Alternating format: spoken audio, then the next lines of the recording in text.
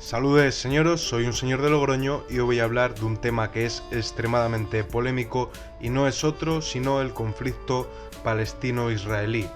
Mi postura es distinta a las dos posturas hegemónicas, a saber, por una parte, que se suele corresponder con la derecha, se defiende a Israel y se señala que Palestina cuenta en sus filas, los defensores de Palestina como Estado, se entiende, con terroristas y con gente belicosa, mientras que otra postura que se suele corresponder con la izquierda progresista, pero también con los nacionalsocialistas, considera que Israel tiene oprimidos al pueblo palestino y que no tiene ningún derecho o autoridad sobre esa tierra. Mi postura es distinta a las dos posturas hegemónicas, y esto me ha valido que se me acuse por una parte de antisemita y por la otra de islamófobo. Pero primero contextualizaremos históricamente el conflicto árabo-israelí.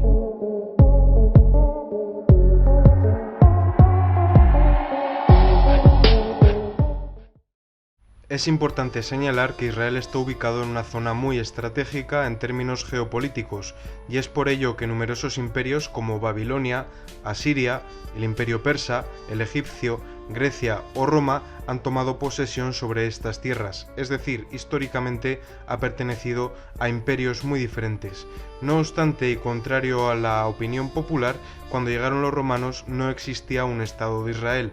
En su lugar estaba Israel, Judea y Samaria. De Samaria vienen los samaritanos. Estos tres pueblos tenían en común que seguían la religión de Moisés. Esto es muy importante. En este contexto aparecería la figura de Jesús de Nazaret, que fundaría el cristianismo. Surge como una escisión de la religión de Moisés. No entendamos todavía el judaísmo como algo estanco, ortodoxo, que comparte unas bases. No.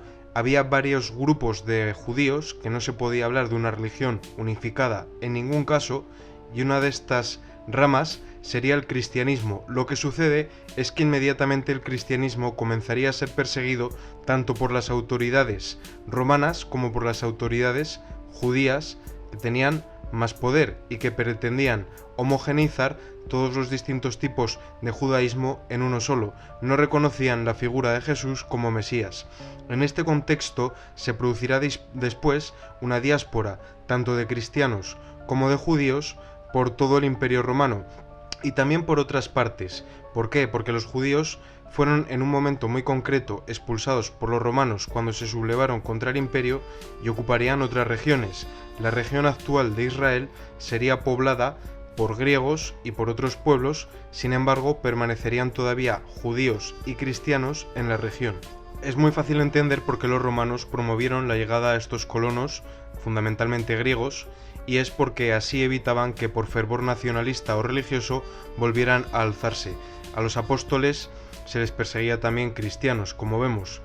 Lo que pasa es que luego llegaron emperadores más tolerantes y permitieron que tanto cristianos como judíos se reasentaran en estas tierras. También tenemos que entender una cosa: el judaísmo no crecía tan rápido como el cristianismo porque el cristianismo busca la universalidad y convencer a personas de otras fes de que se unan a su religión, mientras que el judaísmo, si bien todavía no hablábamos de un ortodoxo muy concreto, es más una especie de club, vamos a decir selecto, para que tú puedas acceder a él. Entonces el cristianismo comenzó a crecer mucho más rápido. Sin embargo, sí que hubo conversiones de otros pueblos al judaísmo, como veremos más adelante cuando hablemos de los askenazis. Ahora voy a meter el acelerador. Vemos cómo el cristianismo llegó a consolidarse como la religión oficial del Imperio Romano. Esto lo que hizo fue comentar a la peregrinación hacia Tierra Santa. Más y más personas fueron convirtiéndose al cristianismo porque traía mucha riqueza, porque también de otras partes del Imperio Romano se asentaban aquí y porque paulatinamente los habitantes de la región, que actualmente sería Israel, se iban convirtiendo a la fe cristiana. Llegados a este punto, la mayor parte de la población ya no era judía, sino cristiana. Es que el cristianismo también surge en Israel, no solo el judaísmo. Posteriormente, el Imperio Romano se dividiría en dos: el de Occidente con capital en Roma y el de Oriente con capital en Constantinopla o Bizancio. Israel estaría en la parte del Imperio bizantino, del Imperio Oriental. Seguiría construyéndose basílicas, iglesias y otros templos cristianos. El cristianismo estaba muy presente en el norte de África, sur de Europa y Levante, es decir, era la religión mayoritaria. De todas formas, irrumpiría ya en el siglo VI Mahoma creando la tercera religión del libro, que es el Islam, también monoteísta, si bien en origen adoraban a una deidad lunar que sería Alá, pero por influencia de los comerciantes, tanto cristianos como judíos, pues apostaría por el monoteísmo. Ahora cabe destacar que tomarían esta región, así como tomaron el norte de África y la península ibérica y otros territorios, convirtiendo a la población cristiana de forma forzosa al Islam. No en todos los periodos fueron igual de belicosos e intolerantes, pero sí que fueron, tanto con impuestos como directamente por conquista y muchas veces so pena de muerte, convirtiendo a la población.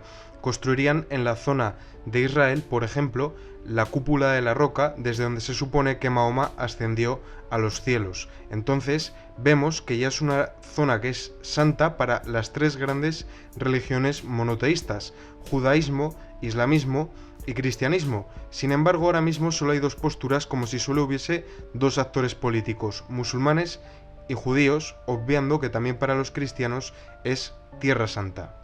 Si habéis jugado a Age of Empires 2 y las campañas concretamente, os sonará la figura de los sarracenos y Saladino.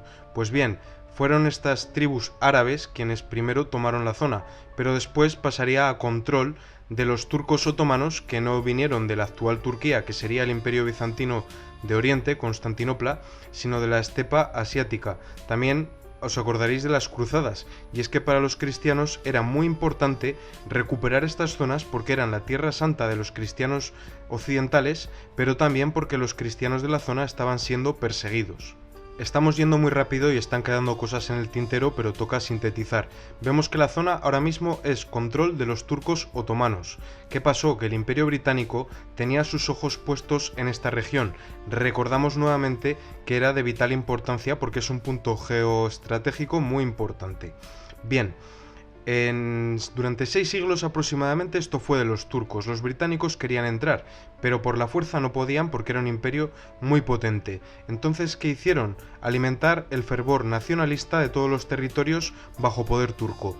Así que crearon un sentimiento de necesidad de tener un Estado-nación, que es una idea decimonónica, en el corazón tanto de los árabes musulmanes como de los judíos, así como de otros pueblos que había por la zona.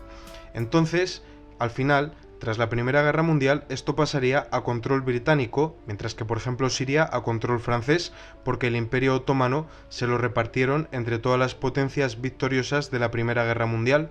Así que ahora mismo vemos que está todo dividido, pero que hay varios pueblos que tienen un sentimiento nacionalista muy fuerte. En este momento hay judíos por un lado, cristianos por el otro y una mayoría musulmana.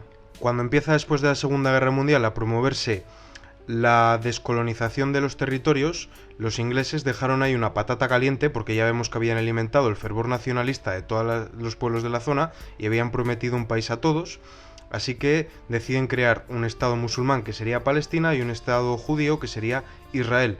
Después pasaría a dominio de la ONU y finalmente tendrían autonomía. Los países de la zona, Egipto, Irak, Siria, Cisjordania, etc., querían borrar al recién creado Estado judío de Israel del mapa porque pensaban que era una zona musulmana. Es que los ingleses habían dejado ahí un lío enorme porque esto lo provocaron exclusivamente los ingleses.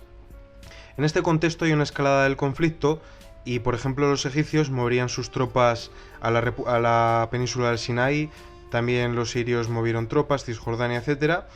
Y Israel, para hacerse los que no querían guerra, mandan a los soldados a bañarse a la playa. De esta forma los egipcios pensaron que no estaban preparados para luchar, pero por sorpresa los israelíes bombardearían la zona y reventaron las fuerzas aéreas de los egipcios e invadieron la zona. Pero dijeron internacionalmente que habían perdido la guerra, de forma que Cisjordania comenzó a invadir. Y con esto los judíos tuvieron un pretexto para invadir territorios de Cisjordania, entre otros pues el Muro de las Lamentaciones, que es muy famoso. Los sirios intentaron invadir por el norte, pero los tanques pesaban mucho, hundieron los puentes, fue un desastre, y así culminó la Guerra de los 6 días con una aplastante victoria de Israel, que tuvo una justificación militar para anexionarse territorios vecinos. No obstante, intercambiaron con los países de la zona tierras por paz y devolvieron buena parte del territorio conquistado. Ahora viene la pregunta, ¿dónde salen todos estos judíos que estaban en el Estado de Israel? Como vemos, había algún judío y algún cristiano, pero la mayor parte de la población era musulmana. Pues es que estos judíos habían estado llegando desde toda Europa y también desde Estados Unidos, o sea, eran colonos. Y la mayor parte de ellos no descendían de aquellos primeros judíos, aquellos judíos primigenios, sino que eran, por ejemplo, askenazis y otros pueblos que se habían ido convirtiendo progresivamente al judaísmo y que ahora volvían a su tierra prometida, pero no eran descendientes de la zona.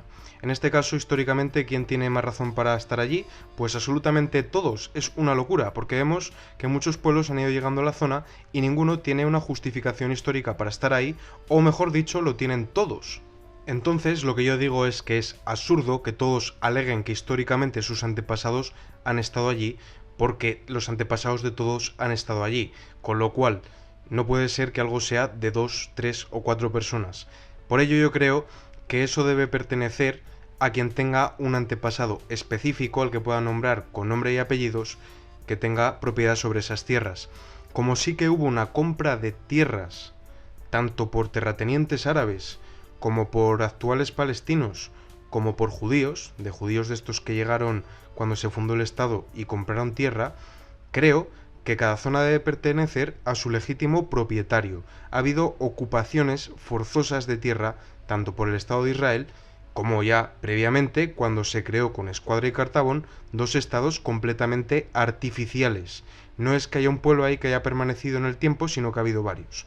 Con lo cual, yo creo que Israel se debe adscribir las tierras en posesión de forma legítima por compra de terreno que está en posesión de israelíes, y que a Palestina lo que esté en posesión de terratenientes árabes o de palestinos.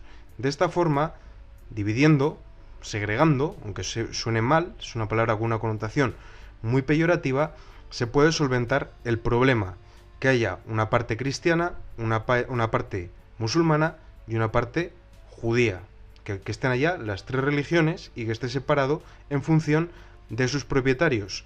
Y si después de esto hay zonas que deciden practicar el terrorismo, como es buena parte de Palestina, que está lanzando misiles y que está atacando, o anexionarse por la fuerza, como hace el Estado de Israel mediante conquista militar, esto es lo que debe ser repudiado y no reconocido. Entonces mi postura es la libertaria, que cada parte sea, cada propiedad, de su legítimo dueño, su legítimo propietario, y de esta forma nos ahorramos muchos dolores de cabeza. Y luego ya, como occidental y como cristiano, digo que tenemos algo que opinar, y es que en ciudades como Belén, que tiene una tradición cristiana muy grande, la alcaldesa mismamente hasta hace 2 días era católica y actualmente hay también un alcalde cristiano. Y sin embargo, el Estado de Israel no está tratando bien a estos cristianos porque no los ve como legítimos propietarios del Estado, porque creen que es un Estado judío, y se está maltratando a los cristianos, como ahora vamos a ver. Y por la parte palestina musulmana, no es que le vaya mejor a los cristianos. Ya sabemos cómo tratan los musulmanes a los cristianos. El cristianismo es a día de hoy la religión más perseguida, con muchísima diferencia. Líbano, la actual zona de Israel, Siria, contaban, por ejemplo en Alepo, con una cantidad de cristianos muy notable, comunidades grandes, y cada día hay menos y han sido prácticamente erradicados. Y en esto han contribuido los dos actores principales de Oriente Próximo. Mucha gente dice que Israel, comparado con sus vecinos, es un remanso de paz. Efectivamente, comparados con un país musulmán, están mejor, pero vamos a ver cómo tratan a los cristianos. Colonos israelíes amenazan a los cristianos de la ciudad vieja de Jerusalén. Representantes de la Iglesia aseguran que los colonos insultan y escupen a los sacerdotes y están intentando hacerse con el mayor número de propiedades. Los colonos son persistentes en sus intentos de erosionar la presencia de la comunidad cristiana en Jerusalén. Israel amplía su política de apartheid a los cristianos de Tierra Santa. Las iglesias cristianas han reivindicado que en Semana Santa Jerusalén debe estar abierta a todos tras la prohibición de viajar a los cristianos de Gaza. La presencia cristiana en Tierra Santa está en peligro, se marchan de Israel y Palestina empujados por el sectarismo y el sentimiento de rechazo. En resumidas cuentas, no comparto la opinión de los dos frentes opuestos, ni el pro-palestino pro-musulmán antisemita, ni el pro-sionista islamófobo, sino que creo que hay una tercera vía porque los cristianos de allí están sufriendo persecución porque también tiene motivos históricos para estar allí, porque también es nuestra tierra santa y porque tanto un frente como el otro está tratando de erradicarlos y hay que alzar la voz cuando se produce una situación injusta y más de persecución como la que los cristianos de Israel y Palestina están sufriendo. Saludes señoros, soy un señor de Logroño, viva el capital, que el patriarcado os acompañe y que Dios os bendiga a todos. Deus vult, esa tierra también os pertenece. Mi tierra es La Rioja, Logroño es mi pueblo, cruce de caminos, puente sobre el Ebro, una de mi lengua, camino de encuentro.